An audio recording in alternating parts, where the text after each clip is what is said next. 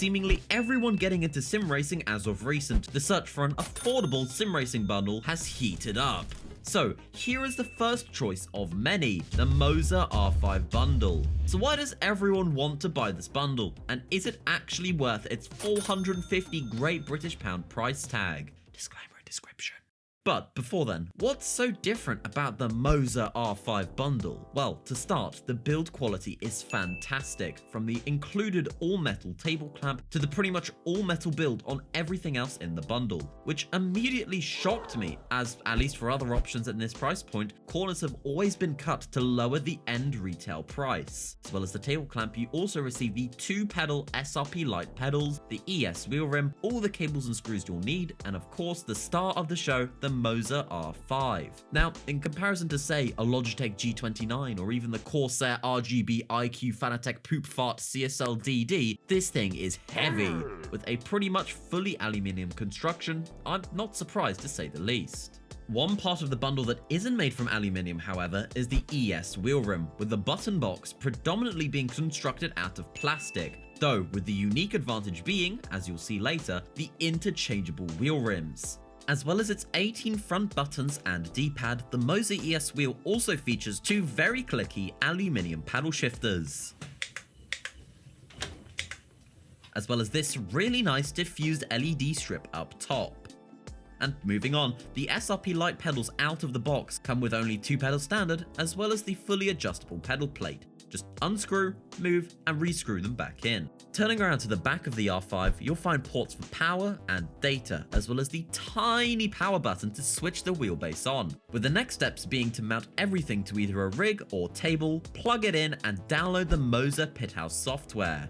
Moza's Pithouse software is probably both the easiest and cleanest piece of software I've used yet, with its surprisingly in-depth and intuitive UI. Every piece of hardware you plug in can be found on the left-hand side of the software, with a ton of customization and depth in terms of the force feedback quality, feeling, and more that I'd just spent ages yapping on about, as well as a super neat feature that usually only super high-end pedals have, pedal curves. If you'd like to have the perfect clutch bite point like in a real racing car, you can flatten out the middle of the clutch curve as an example. Honestly, Moza have packed so much value into this bundle even thus far, as well as the incredible ecosystem it comes with thanks to this ultra satisfying NRG style quick release.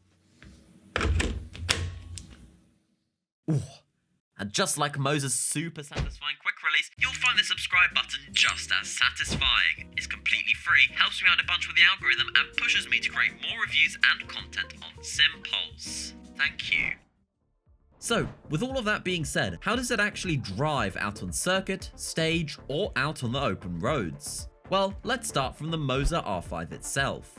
In every simulator I tested, every scenario, every track and car, this little guy heavily exceeded my expectations. There is a pretty high level of detail, with most finer details like the slipperiness of curbs in every sim or puddles in iRacing having a nice amount of detail, helping me to stay going in a straight line out on circuit. I'm happiest with iRacing, Assetto Corsa, and BeamNG, as those were the titles that by far had the most detailed force feedback. Every piece of gravel kicked into the car or imperfections in the road surface was felt, at least after extensive tweaking. Not to mention that if you predominantly drift or rally, this bundle is honestly all you'll ever really need, as the force feedback is just barely strong enough and responds quick enough to help stabilize the car under intense scenarios. Though, if you intend on driving GT or Formula, you might want to look at some of Moza's stronger alternatives, as you can really notice the lack of strength in those cars. Moving on from the Moza R5 wheelbase, the stock Moza ES wheel rim was fantastic to chuck about, with its 280mm leather outer rim, and thank goodness non-stitched spokes.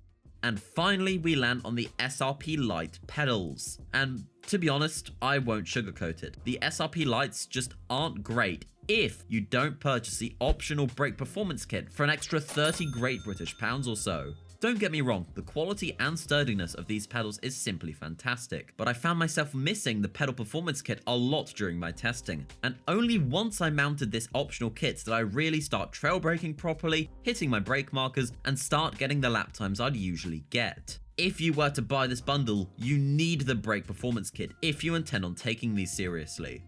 Speaking of, I've sprinkled information here and there on the R5 Bundle's upgrades and first-party mods. So what are they? How much do they cost, and do they actually work? Well, as I've just mentioned, the 30 Great British Pound Brake Performance Kit is, in my personal opinion, necessary to drive the SRP Lites, with the next mod being a clutch pedal? I mean, yeah, it's another throttle pedal, works perfectly fine. No progressive feeling, but at the price I wouldn't be surprised. And next up are the wheel rim mods. First up is my personal favourite, the 300mm, 12 inches for those of you across the pond, all-round wheel rim. It's made out of aluminium with this nice brushed finish, as well as a, not sure if it's genuine or not, leather wheel rim. It mounts by unscrewing the 6 screws on the front of the ES wheel, swapping the... okay, you get the point.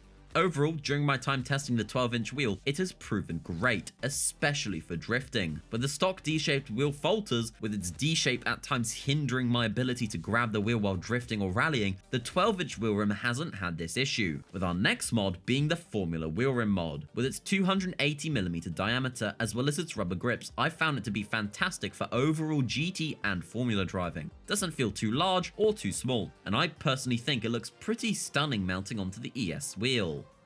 So, with all that being said, why does everyone want to buy this darn bundle? Well, with its aforementioned fantastic build quality, great force feedback, and tangible upgrade path, as well as the elephant in the room, Fanatec's collapse, it's no wonder why the Moza R5 Bundle has been the choice of many.